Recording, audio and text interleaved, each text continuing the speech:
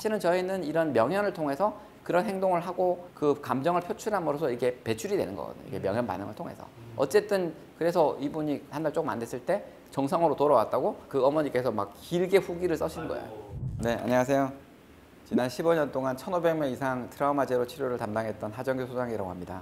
저 많은 분들이 조울증이라는 단어를 알고 있는데 정확하게 조울증이라는 게 무엇인가요? 그러니까 조울증이라는 게 아시다시피 조하고 울, 그러니까 조증이라는 건 약간 흥분 상태잖아요. 업이 돼가지고 여러 가지 이제 과잉 행동을 하는 이제 그런 상태고, 울은 이제 사람이 다운돼서 우울하고 이런 상태잖아요. 주기나 이런 것들은 사람마다 다 다르지만 여기 왔다 갔다 하면서 하는 게 대표적인 조울증이죠. 그래서 뭐 양극성 장애 이렇게 얘기도 하는데, 사실 이거는 이제 병원에서 정의하는 거고, 그 조울증이 100% 어떤 병이다 이게 아니더라도 약간 조울 성향이 있는 분들은 되게 많거든요. 그래서 우리가 사실은 일반인들도 약간 사이클이 있잖아요. 신체의 사이클이 있잖아요.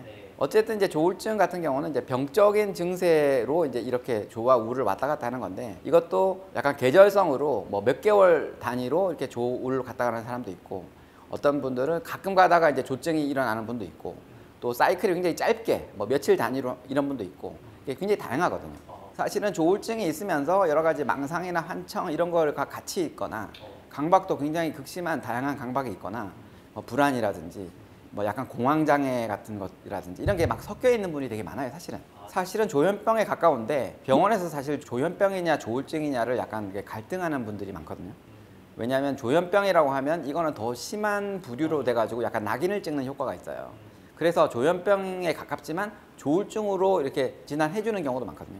이게 정해진 게 아니고 사실은 정신과는 항상 분류를 하는 거예요. 그리고 제가 말씀드린 것처럼 저희는 병이냐 아니냐를 진단하는 게 아니고, 여러 가지 내가 갖고 있는 아주 사소한 부정적 심리, 나는 시선의식이 많다, 불안이 많다, 이런 것들에서부터 해서 심한 이런 조울증 증상까지를 다 포함해서 부정적 심리, 습관, 질병 이렇게 이제 보는 거죠. 이런 것들이 복합적으로 있는 게 사실은 정상적인 거죠. 소장님이 보실 때 이 조울증의 원인 같은 것은 어떤 것들이 있을까요? 저희는 이제 늘 말씀드리는 거는, 무의식에는 보통 살아오면서 150개에서 200개 정도 트라우마가 누구나 쌓여요. 그래서 아무리 행복한 인생을 살아온 분들도 이게 무의식의 특성상 이걸 알아내는 게 이제 제가 오링 테스트, 그러니까 진실을 말하면 손가락에 힘이 잘 들어가는 오링 테스트를 통해서 저를 이제 처음에는 실험 대상으로 했는데, 많은 분들 해보니까 거의 동일한 수준의 150개에서 200개 정도의 트라우마가 누구나 쌓여있다는 걸 알게 되죠. 그게 정신적으로 기질이 튼튼한 사람들은 정신적으로 큰 문제가 없는 것처럼 보여도, 이게 나이가 들면 또 육체적으로 쌓여요. 그런 분들일수록 오히려 육체적으로 쌓여서 갑자기 뭐 암이 발병한다든지 뭐 성인병이 발병한다든지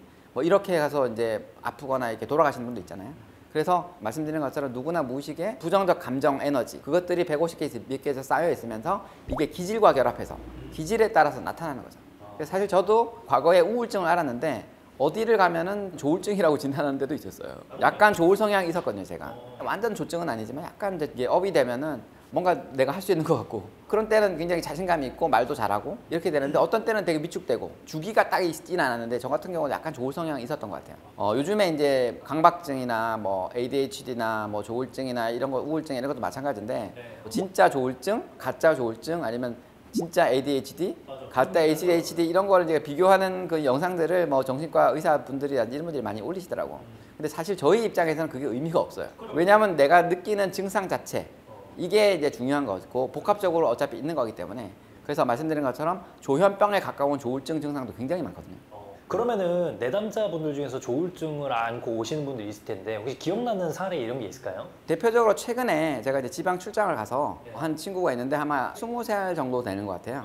얘가 갑자기 우울증 비슷하게 점점 안 좋아지는데, 어머니는 이제 생업에 바쁘다 보니까 신경을 많이 못 쓴 거죠. 근데 점점점 나빠지더니 거의 약간 인사불성 수준으로 나빠지고, 그래서 막 어머니가 또 뒤늦게 백방으로 하다가 결국 입원은 안 시키려고 했는데 뭐 입원도 시키게 되고, 또 한약방에 가서 또 한약도 약도 먹이고 막 했는데 사실 변화가 조금 좋아지는 게 있었는데 변화가 없었는데, 근데 이제 저희 사이트를 보고 이분 어머니께서 이제 필이 오신 거지. 아, 여기는 뭔가 다르구나. 그래서 이제 요청을 하셔갖고 제가 갔었고, 갔을 때도 말을 못하는 수준은 아닌데 되게 어리버리하고 멍하고, 또 약을 먹으면 이렇게 다운이 되거든요. 그런 상태였는데, 어쨌든 이제 치료를 받고 잘 따라해서 치료를 받고 당일날 뭔가 조금 밝아진 상태에서 이제 제가 갔는데, 그 이후에는 이제 화상통화로 계속 AS를 몇 번 받았어요. 그러더니 약간 이제 어렸을 때 퇴행적인 행동이 많이 나왔어요. 자다가 막 오줌을 싸고, 그런 걸 거의 한 3주? 4주 정도를 겪었을 때 갑자기 애가 정신이 돌아온 거예요.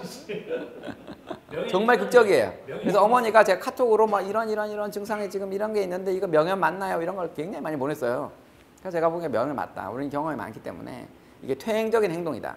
그러니까 퇴행이라는 게 뭐냐면 어렸을 때 내가 충족되어야 하는 욕구가 있잖아요.